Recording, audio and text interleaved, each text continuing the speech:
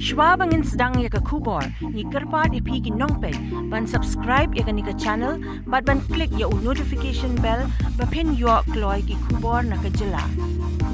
Meghalaya Bharat Scouts and Guides West Jaiñtia Hills hakini ki arski lynter kala Pynlong ya ka program pynsngewthuh ya ki khynnah skul ka sir Jowai halor ka jingdonkam wanrah ya ka jingkhuid jingsuba da ka pyntreikam ya ka solid waste management ya ka ni ka program la Pynlong ryngkat ka jingïatreilang ka Jowai Municipal Board but ka district school education officer West Jaiñtia Hills hakini ki arski lynter katan hynnin ka Sngi tarik but mynta ka Sngi tarik Nailur. Liang ki Scouts Master Guides Captain Jangki unit bapher kila kane ka program ba Sngi da ka jingwan mynta jangki khynnah skul bat kine hikai. Kini ki Scout Master Guide Captain habaki ya keren kila penken mau ya ki khynnah skul syapang ki santli ki kita kilang refuse, repair, recycle, reduce, reuse. Hakajuk kapor la kentui ki khynnah skul bakin long ki balik khut syua na liang bat kin long rukum ki nuksa ya ki way.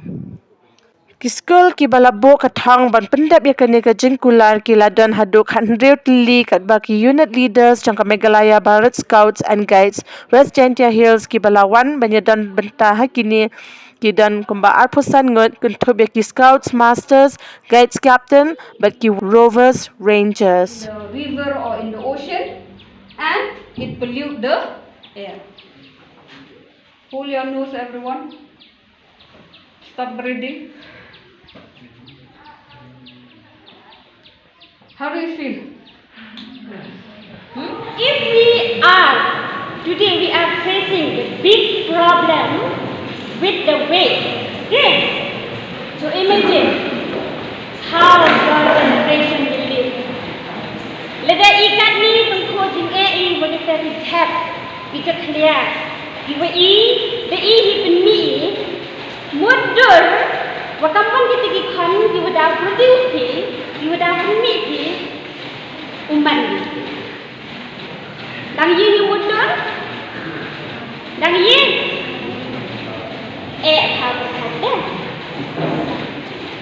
to you open soup you open dunai you open biari suki and come TV yang steps come on solve your point has a solution we you open biar you open duna you open biar 100% ye tanpa suki if we practice it we can reduce it slowly and slowly. Okay, and you are slowly and steady wins the race. Not it. They will practice it, they will let it, they will percaya hago bigisni ye u pendiar later. Since 2014, our country has been plagued by divisive forces. TMC is in Meghalaya with the mission to empower the people, uphold the ethnic cultures and traditions, celebrate the sacred land. To oust the proxy BJP government from Meghalaya, be the change, support TMC by calling on 96877 96877.